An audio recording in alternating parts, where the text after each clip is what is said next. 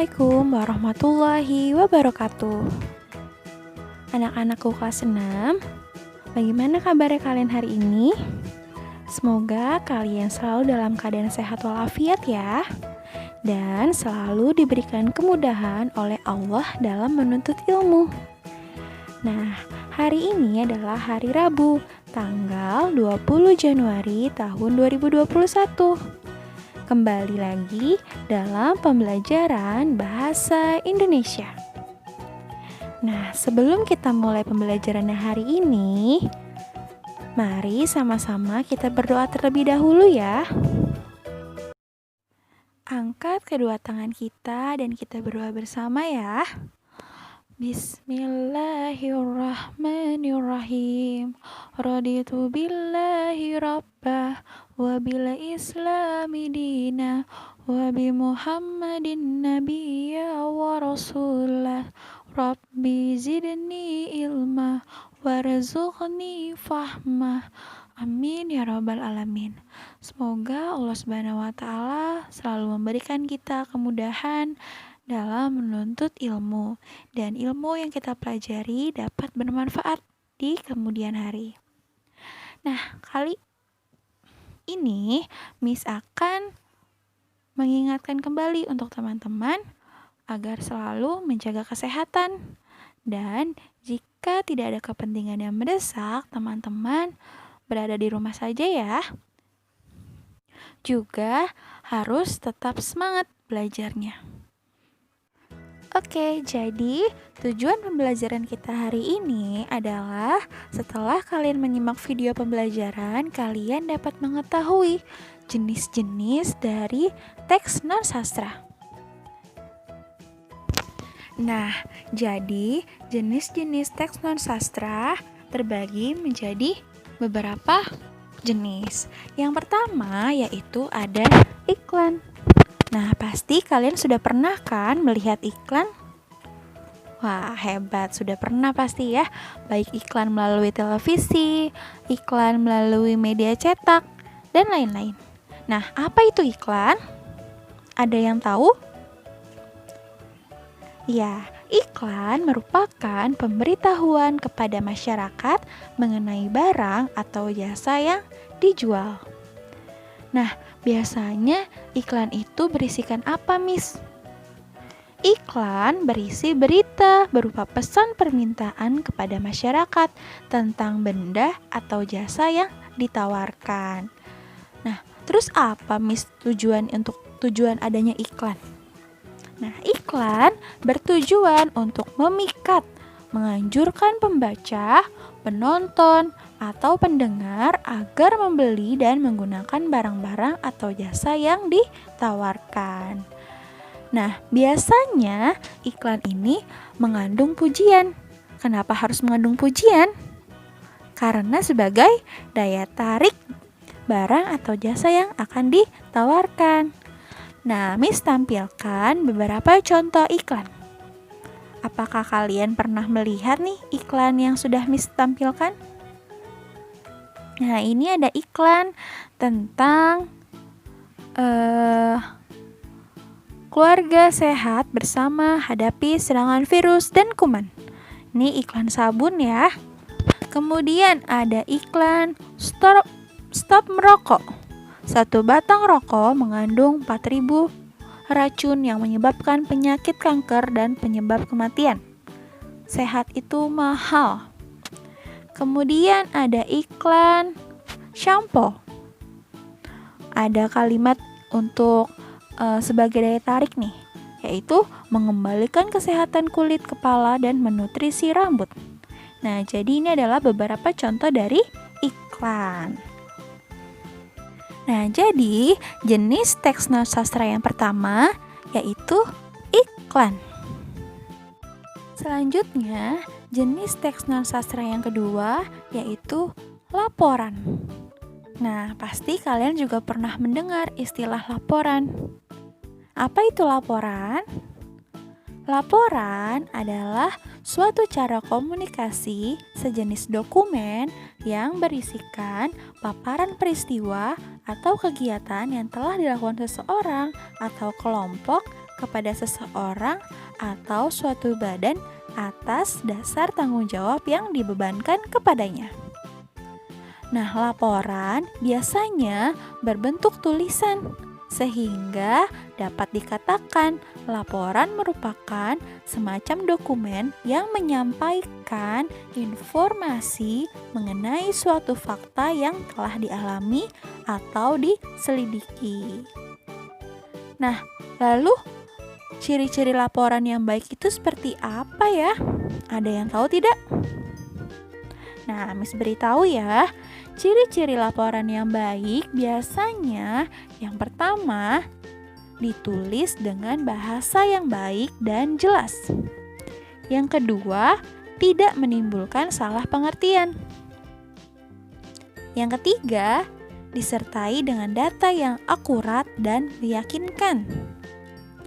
Dan yang terakhir, yang keempat, yaitu laporan yang baik biasanya itu menarik dan enak untuk dibaca. Selanjutnya, Miss akan jelaskan bahwa laporan banyak loh jenis-jenisnya. Ada beberapa jenis laporan. Yang pertama, laporan berbentuk formulir isian. Yang kedua, laporan berbentuk surat. Yang ketiga, laporan memorandum. Yang keempat, ada laporan perkembangan. Yang kelima, ada laporan keadaan. Nah, sekarang kita bahas satu persatu ya, jenis-jenis dari laporan. Yang pertama, ada laporan berbentuk formulir isian. Nah, biasanya laporan ini ditulis dalam belangko daftar isian dan bersifat rutin. Misalnya, seperti gambar yang Miss tampilkan. Ada contoh dari formulir isian. Nah, apakah kalian pernah menuliskan formulir atau mengisi formulir? Sudah pernah? Nah, biasanya juga kalau kita akan mengikuti suatu lomba, kita akan mengisi sebuah formulir pendaftaran. Nah, itu adalah salah satu contoh dari laporan yang berbentuk formulir isian. Jenis laporan yang kedua yaitu laporan berbentuk surat. Nah, kalau laporan berbentuk surat ini, nada dan pendekatannya bersifat pribadi. Biasanya berbentuk lebih panjang dari surat biasa. Jadi, biasanya ini surat formal atau surat yang dikeluarkan oleh instansi atau institusi. Misalnya, surat yang diberikan dari sekolah, surat pemberitahuan, atau surat yang dikeluarkan oleh wali kota.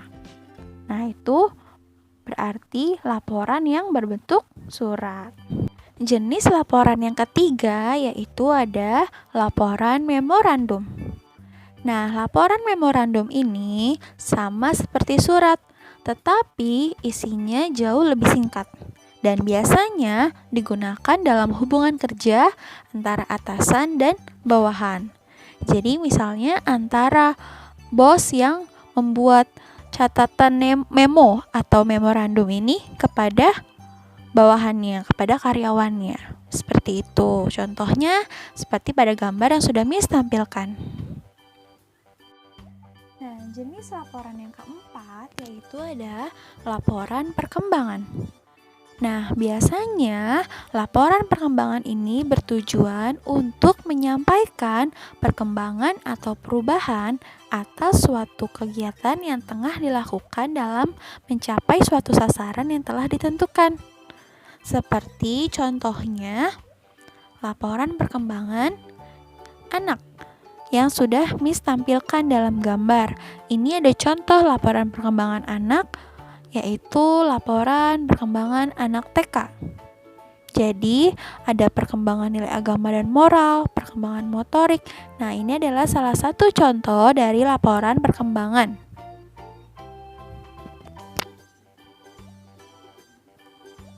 Jenis laporan yang kelima yaitu laporan keadaan. Laporan keadaan adalah sejenis laporan yang menggambarkan suatu kondisi atau keadaan sesuatu hal sampai pada waktu hal itu dilaporkan. Nah, seperti pada gambar yang Miss tampilkan, ini adalah contoh dari laporan keadaan yang ada di lab atau di laboratorium. Sekarang Miss mau tanya sama kalian, ada tidak yang tahu bahwa apa saja sih yang harus ada dalam laporan? Ada yang tahu tidak?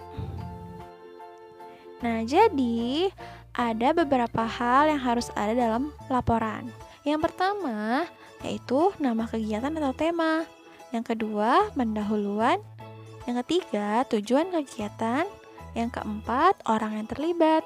Yang kelima, ada waktu pelaksanaan. Yang keenam, tempat pelaksanaannya. Yang ketujuh, kegiatan pelaksanaan. Dan yang kedelapan, ada kesimpulan dan saran. Nah, ini adalah hal-hal yang harus ada dalam laporan jika ada laporan tentang adanya kegiatan atau laporan kunjungan. Nah, ini hal-hal yang harus ada dalam laporan tersebut. Kemudian, ada juga sistematika laporan. Yang pertama, sistematikanya itu harus memuat kata pengantar. Yang kedua, ada daftar isi. Yang ketiga, ada ikhtisar. Yang keempat, ada isi. Nah, di isi ini terdapat pendahuluan, kajian teori, dan juga pembahasan. Yang kelima, ada simpulan dan saran. Yang keenam, ada daftar pustaka. Dan yang terakhir, ada lampiran-lampiran. Sekarang kita kembali lagi ke jenis-jenis teks non-sastra. Nah, tadi yang pertama ada apa? Ya, bagus, hebat, masih ingat. Ada iklan. Yang kedua, laporan, benar.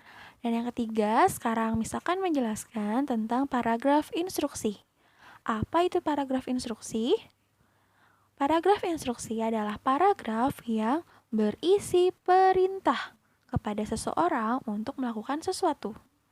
Nah, untuk menanggapinya atau menentukan makna dan menentukan pernyataan yang sesuai dengan paragraf instruksi, kita harus membaca dengan seksama paragraf tersebut. Nah, jika kita sudah membacanya dengan baik, nah kita akan tahu nih ide paragrafnya apa dan apa sih yang diperintahkan oleh paragraf tersebut. Nah, begitu. Kemudian yang keempat yaitu ada teks prosedur atau penjelasan.